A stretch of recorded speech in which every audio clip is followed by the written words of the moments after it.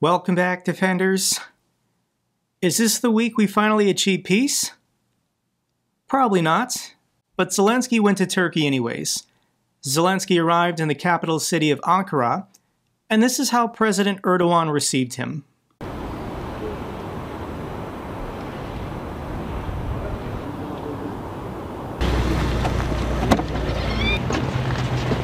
Welcome. Thank you so much. How are you? Thank you. How are you?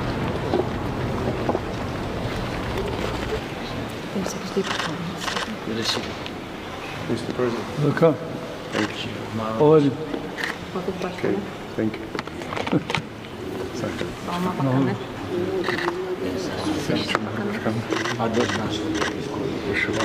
Вышиванка. Evet.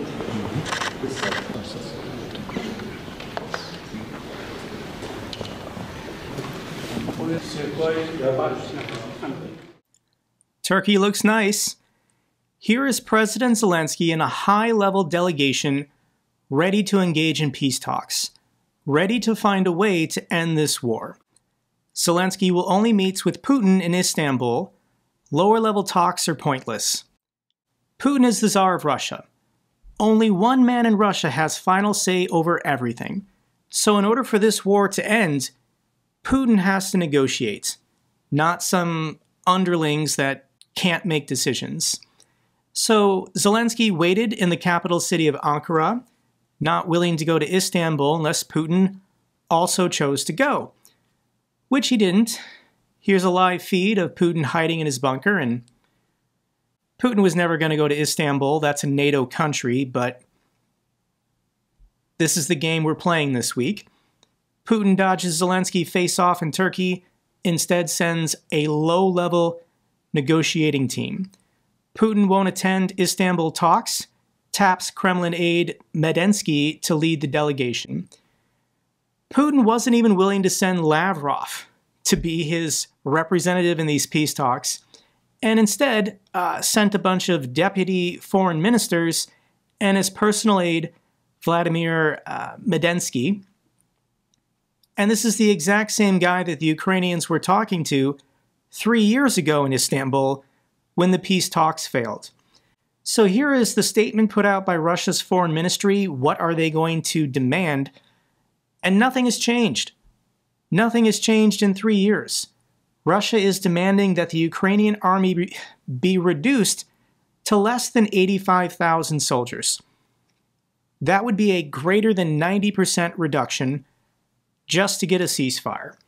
They're also demanding territorial concessions as well as an arms ban.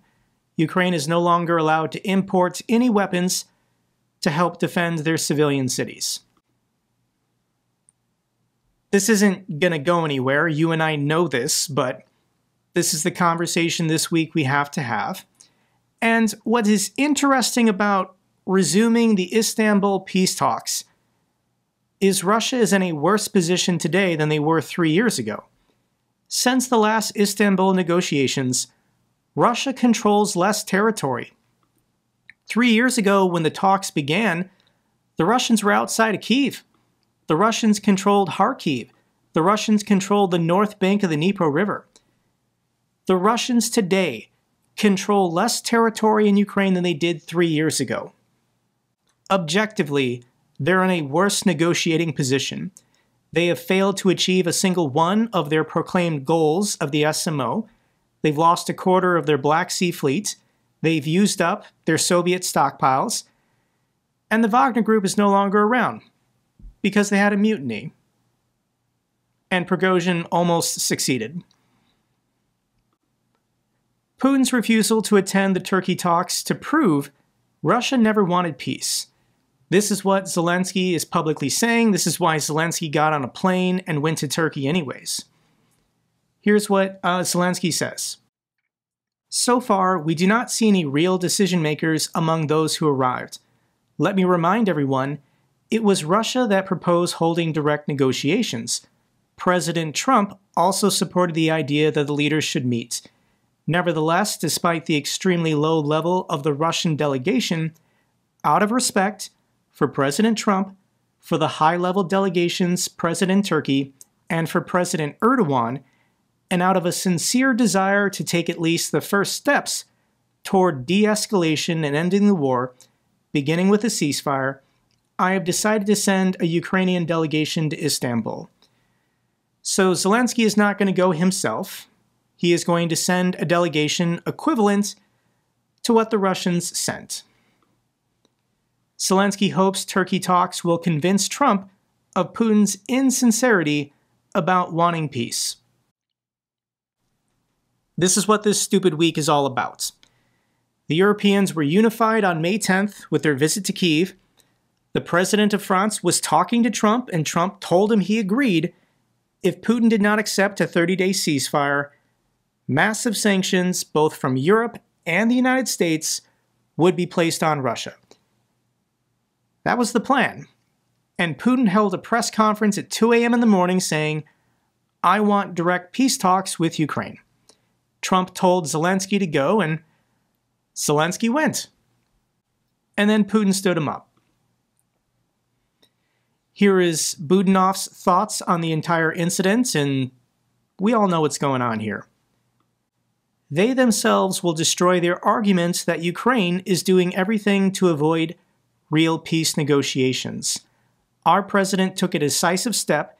He said directly, "I'm coming, I'm ready."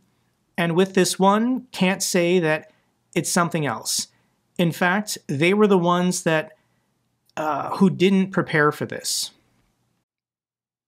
So the Russians were trying to stall. They were trying to avoid the United States placing additional sanctions on them. They proposed these peace talks, and now they're not taking the peace talks serious. I am not, inventing this. This is not a made-up narrative. This is what they're saying about their own demanded peace talks on Kremlin state TV. Here's the latest clip from Russia Media Monitor.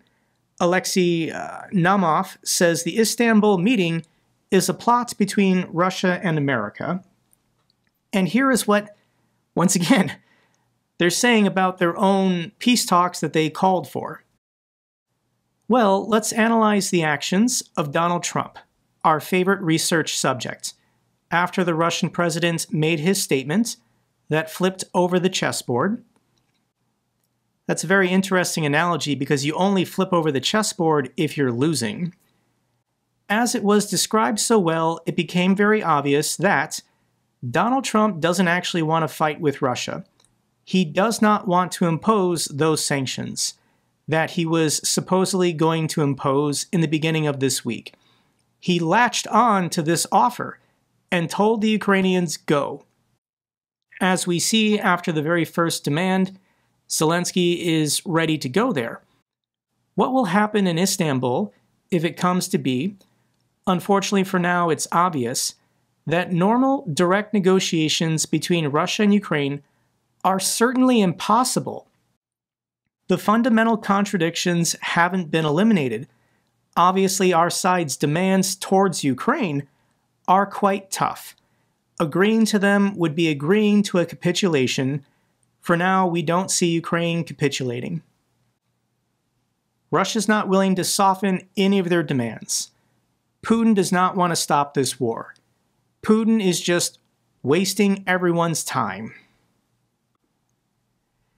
What's Donald Trump's reaction? And he just pretends to be an idiot.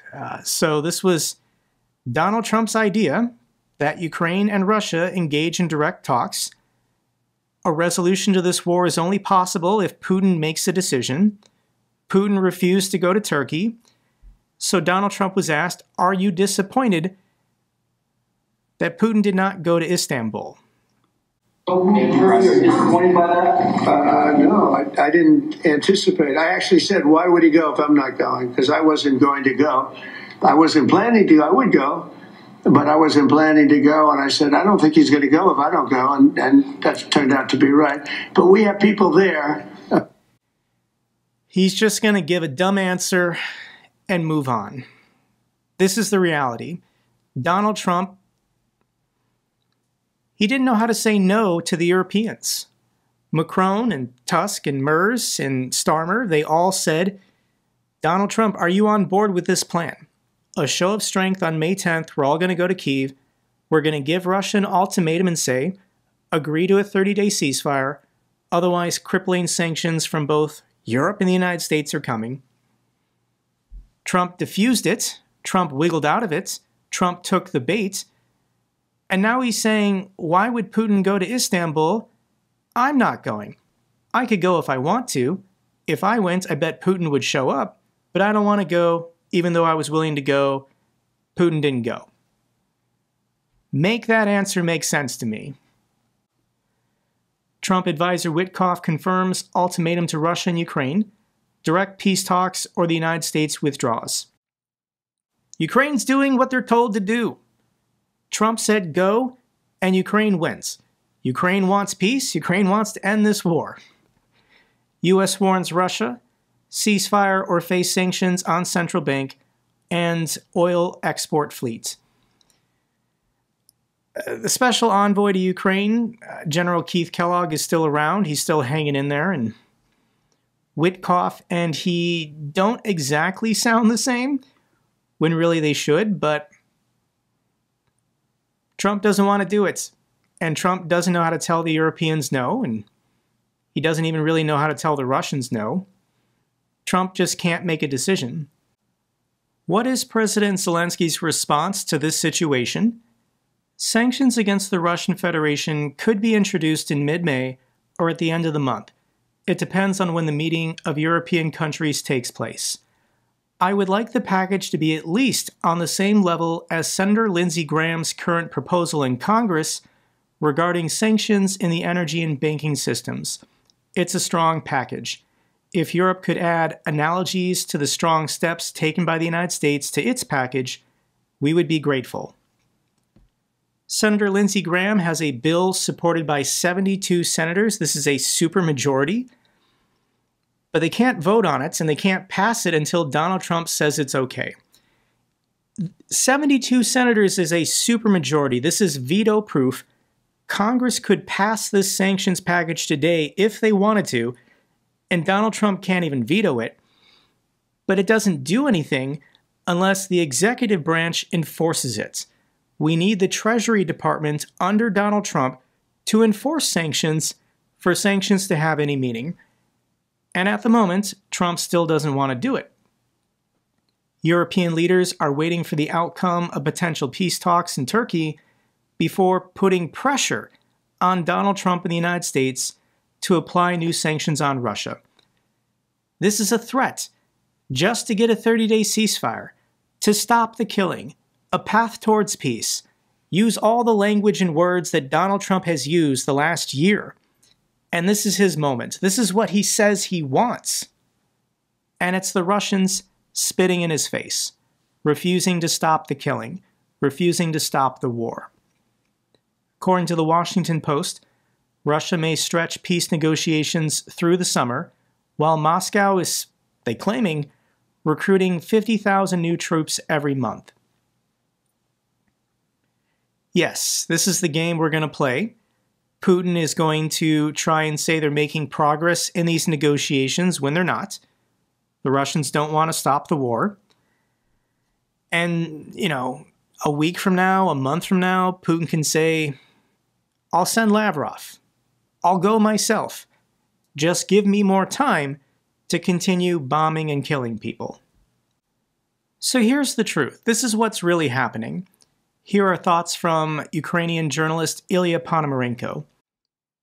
Putin enjoys this war. He loves it. Here's your answer. He enjoys bathing in blood and watching the misery, death, and destruction delivered by his hand at his own will. He has all the money in the world, everything a human being can possibly have. So war is his ultimate pleasure. It gives him a purpose, strokes his wretched ego, lets him imagine himself as a new Stalin, and enables him to sow pain simply because he can, sadistically. It relieves his daily boredom amid infinite luxury and gives him a thrill from the safety of his bunker, at the expense of millions. He enjoys being begged for peace, making the entire media world wait for a word from him until long after midnight, only to say nothing. He enjoys spitting in the faces of world leaders through his petty theatrical stunts, ignoring the Brazilian president's visit, derailing the Istanbul talks, or making Steve Witkoff wait for hours outside his door, or wiping out an entire city block in Ukraine in the night just because he can. He doesn't care whether he wins in the end or whether this war, with its absurdly disproportionate costs, makes any sense at all. Putin is a small, insecure, immoral man who has found a new toy in waging the largest European bloodbath since World War II, and he remains safe and unpunished while doing it. Of course, he won't stop. His petty lust for power and sadism is far too pleased by what's happening. I could tell in the opening months, like the first 6 months of this war, Putin was very concerned about a military revolt or a popular uprising. But now that we're 3 years into this war, he doesn't worry about a rebellion at home. He doesn't worry about a palace coup. He knows that he is firmly in control of 140 million Russian people, and they're willing to kill for him. They're willing to die for him. They're willing to let Russia die for him. That kind of power has only been achieved by a limited number of men in history. And Putin loves it. He loves every second of it. He's never going to stop. He's never going to give it up. Where do I stand? What do I want to see? And Jessica Berlin speaks for me. I want to play this clip in which she outlines what's at stake in this war. Russia needs to lose and lose badly. Russia needs to crawl out of Ukraine on their knees, begging for mercy. That's what the Chinese need to see. That's what the Saudis need to see. That's what every dictator on the planet needs to see to ensure that they don't get any ideas themselves. Because if what they see is, oh, Russia is allowed to invade a democratic European country, literally on the borders of NATO, to butcher senselessly tens of thousands of people, to threaten global food security, to cause refugee crises, to cause the kind of destruction we haven't seen on this continent since World War II. If they're allowed to get away with this in the 2020s and then get back to business, well, then nothing's going to stop the Chinese from attacking Taiwan or from pressing forward in the South China Sea, etc. Because NATO will have shown that we cannot even keep the peace in our own front garden. And that is much more dangerous than internal political chaos in Russia. The implications of this war are truly global. This war, this conflict, shapes our century. And what we do or don't do will determine the rest of our geopolitical arrangement for the next generations. The outcome of this war will determine the rest of the century. What will the Chinese do? What will the North Koreans do? The Iranians, the Saudis, the Venezuelans? Every dictator in the world wants the exact same thing. More. And once you've completely consolidated power within your own country, every dictator in the world has the exact same idea. Wouldn't it be great if I invaded my neighbor, killed them, and took their stuff? So if there will be more wars, more killing, more disruption, it all depends on if we can stand up to Russia today. Can we stop this resurgence of a Russian imperial state in which they'll continuously be at war to expand and grow their empire? Luckily for the free world, the Russians are idiots, they're corrupt, and they're really bad at war.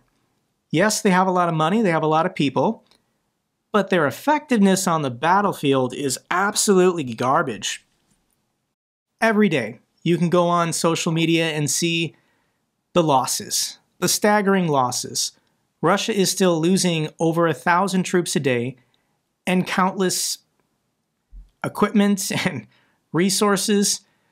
Ukrainian SOF destroy Russian Buk surface-to-air missile system and Uragan MLRS. This is just every day, Groundhog's Day. Ukraine using drones or HIMARS or whatever, causing Russian losses. I'll link the video down below if you want to see it for yourself. We also got an update from British Defense Intelligence concerning that arsenal that was destroyed almost a month ago on April 22nd. And this was the largest destroyed arsenal ever, but certainly in the history of the last 3 years in this war. And this is the after picture, but you can compare the structures. We have the detailed satellite images. I still don't understand how Ukraine did this. There were no reports of drones or missiles in the area, so this might have been an inside job. But losses don't matter to Putin. He doesn't care. He doesn't care how many of his people or soldiers die, or if his country goes bankrupt. He's enjoying himself. Here's a video I think I can show you. Ukraine continues to innovate and adapt, drone technology especially. And I remember when Ukraine first did this, I think this was like a year and a half ago, Ukraine successfully used a drone to take down and intercept a Russian surveillance drone. But when Russia's surveillance drones are in the sky, Ukraine goes after them and they're getting more effective. Putin approves emergency support measures for ailing coal industry. Russia's coal industry has been hard by Western sanctions, high production costs, falling global prices, and logistical bottlenecks. In 2024, the industry posted losses totaling 112 billion rubles, with coal exports declining for the third consecutive year, down 8%. The crisis in the coal industry has become so severe that entire production facilities are being forced to shut down. Your coal exports are weak, Russia. They're weak. Let's get to the good news for Ukraine. France commits all of its 2025 Caesar howitzer production to Ukraine. So every artillery system of the Caesar that France produces, it will be donated to Ukraine. Thank you so much to the French. EU approves new sanctions on Russia targeting the shadow oil fleet. And this is the 17th EU package that will blacklist around 200 oil tankers proven to be helping Russia circumvent restrictions on their oil exports. And I think this is the moment to really hit Russia's oil industry hard if the United States is willing to participate, because the price of oil keeps going down. This is the heartbeat of the market, so there's these periods of upswings and then lower lows, and price of oil keeps going down. If Russia oil production goes offline, the price will go back up, but as long as Russia is producing less and exporting less, they're still losing money. Final story I want to share with you guys is the members of Project Konstantin reached out to me asking if I would promote their raffle. Hey Jake, can I ask a massive favor? Would you be willing to shout out our raffle of Pete's knife, his call sign patch, and we threw in a Project Konstantin patch? These were personal items given to me, Yana, as a gift, but we have such a big need from the front that it doesn't feel right to keep these items in a drawer at home when I can raffle them off to buy supplies for defenders. This was the British volunteer Peter Fouché. He was killed 11 months ago, serving as a combat medic in the armed forces of Ukraine. He was a larger-than-life personality. He was very interesting to listen to and fun to be around. And he kind of blew up on social media. He initially, this was back when Republicans were blocking military aid to Ukraine, early 2024. He then started making almost daily videos, just talking to people, connecting with people, and especially fundraising. I'll share with you this video. This was one of his last videos before his passing. Once again, talking about the need for vehicles on the front lines. Can you imagine going to work every day on the front lines of Ukraine in this? Imagine you're a 6-man drone unit and you've got to load your vehicle with 4 soldiers, a BlueYeti, and a couple of drones. This is what it's been reduced to, guys. This is the situation in Ukraine. These boys are blessed to have still one of their own civilian vehicles left. 67 Brigade, 3rd Mechanized Battalion. We are appealing for at least 10 vehicles. I made an appeal about 4 months ago. We were looking for 6. We haven't received any yet, but we're now looking for about 10. And this is no joke. 4-wheel drives and vans. We need about 8 4-wheel drives, 1 quad bike, and a van. 2 vans. Yeah. If I spend any time longer, the numbers will increase. But it's desperate. Please help Ukraine. God bless. That's Peter. And he passed away before they could achieve their fundraising goal to purchase vehicles for their military unit.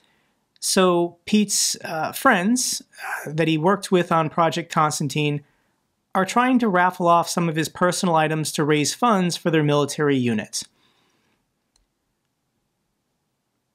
To me, this is kind of heartbreaking that people who loved and cared about Peter would be willing to part with these items to raise military funds. So I'm going to give an appeal to you guys. You can participate in the raffle if you want to win the knife or the patch, but you can also just give a general donation. This is the donor box page for their military unit, and they're looking to raise funds for vehicles, medical supplies, essential gear, and technology. Their goal was 300,000 British pounds, and they only ever reached 58. This is the donor box platform, the same as the 69th Stiffing Brigade, though they're not associated in any way. I'll put the link down below if you want to chip in $5 or $10. It would mean the world to these guys, and my birthday was yesterday, so don't give me anything, don't send me anything, but if you want to wish me a happy birthday, go to this page, kick in $5 or $10. It would mean a lot to them.